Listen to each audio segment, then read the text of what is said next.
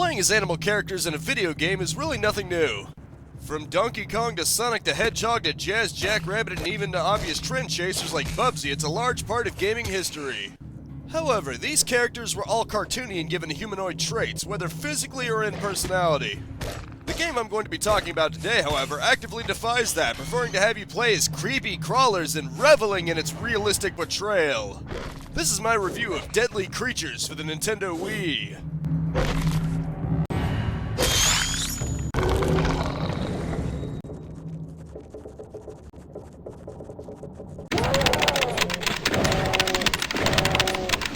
The stars of this little horror show are a scorpion and a tarantula.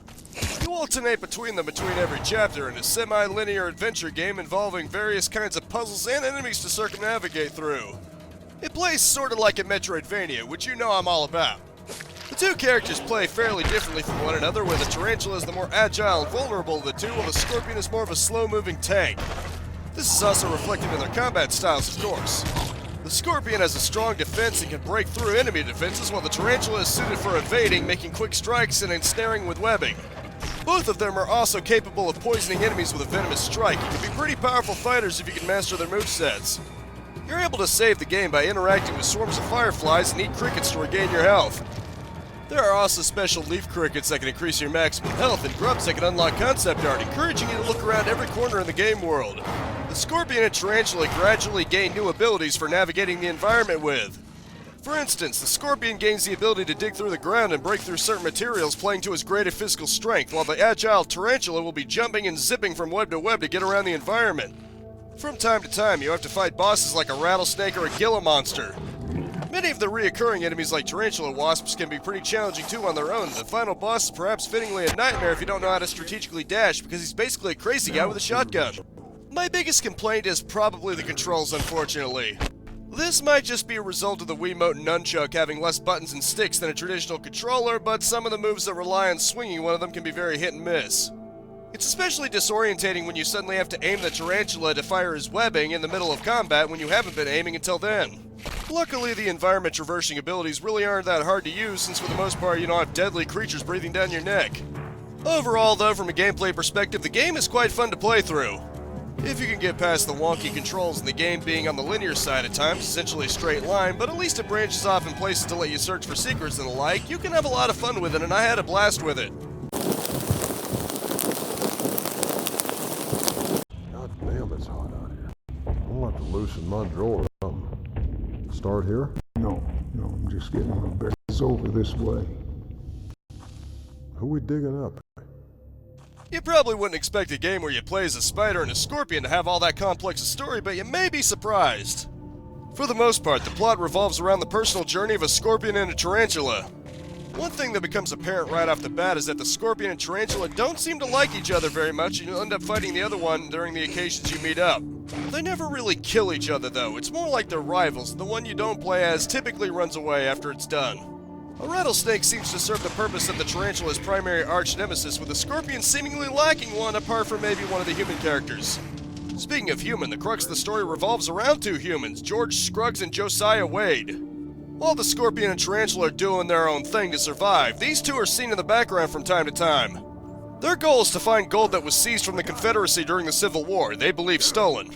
However, things don't go according to plan, because George succumbs to greed after they find the gold and offs Josiah with his shovel to have the gold for himself. Not long after this, George captures the tarantula to be put in a terrarium, presumably with the goal of making it into a stuffed globe piece judging by the pre-existing ones. Naturally, the tarantula ends up escaping and has to face the rattlesnake from before that George conveniently also captured, leading to a final showdown. The scorpion shows up while George is distracted with the rattlesnake, and in a surprising twist of awareness climbs up George's leg and deliberately stings him right in the jewels. Man, that has gotta hurt.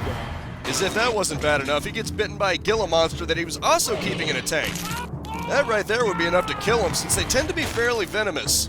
This guy must be a real idiot to keep so many deadly creatures in containers all around him. I'd almost feel sorry for him if it wasn't for the fact that he was a backstabbing scumbag who killed his friend just because he was greedy.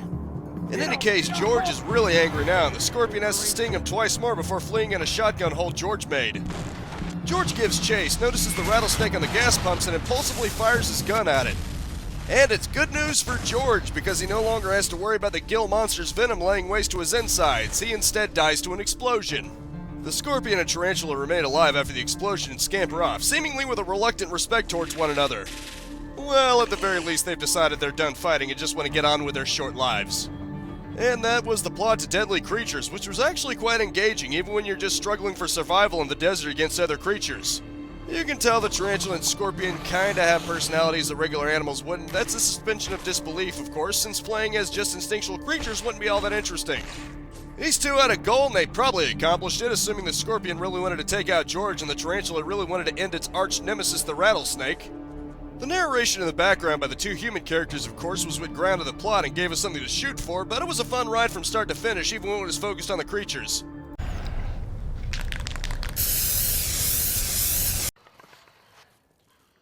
Are you sure this is the right place? I could be doing this all day if it ain't.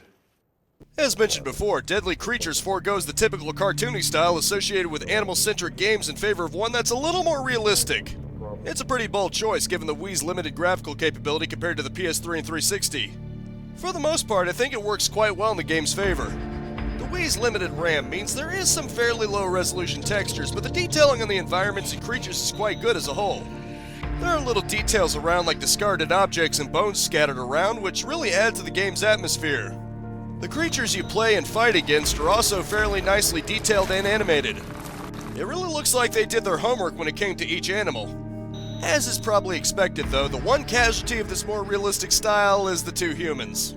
For the most part, this isn't really an issue with the game because they're very much background characters, but for the final confrontation with George, you see him up close and the shortcomings are on full display. This is a minor blemish, however, and the game is for the most part quite nice to look at as a collective whole. The game's setting takes place in a desert climate and is full of sand and rock. However, this doesn't mean the game is completely drab in its color scheme. It has a fairly subdued color palette, but it has some other colors like green cacti and dark-colored creatures to really help break things up. It also helps that the game isn't afraid to switch up the environment to some extent, such as going through a tarantula wasp hive or going through tunnels, and the climax of the game takes place in a gas station. For the most part, the audio in the game consists of the environment around you. You'll be hearing hisses and other such animalistic sounds, which really puts you in the heads of the scorpion and tarantula. However, the game's two human characters, Josiah and George, really help add narration. They're actually voiced by Dennis Hopper and Billy Bob Thornton respectively, and both definitely bring their A-game here. Music is actually pretty rare in this game, favoring ambiance, which further enhances the feeling of actually playing as those creatures rather than playing some kind of fantasy adventure game. That doesn't mean it's completely barren, though. Music does sometimes play in select circumstances, and it's very fittingly heart-stomping when it does. Overall, the presentation does a very good job of what it sets out to do, especially when you consider that it's a 480p Wii game. Some slightly uncanny humans stand as the only real complaint in my opinion, although it's very subjective. Some may find the style of the game to be a bit too drab, but I really got into it. This isn't a perfect game by any means, and it's certainly not one of the best ones on the Wii. It's a bit unpolished in places, and isn't really the best to control in some circumstances, but ultimately the good parts of the game shine through in my opinion. It has a really interesting story told by two very good voice actors. I really dig the aesthetic, and how often do you play a game through the perspective of two deadly bugs fighting against equally deadly creatures? While it may be outdone by many other games, it was an enjoyable little experience, and I'd certainly recommend trying it out if you can find it cheap. It's worth playing through at least once, more than once if you're a completionist and just want to find everything. Or you can just watch the Let's Play series on my channel, wink wink. This has been my review of Deadly Creatures. Thank you so much for watching, and I'll see you next time.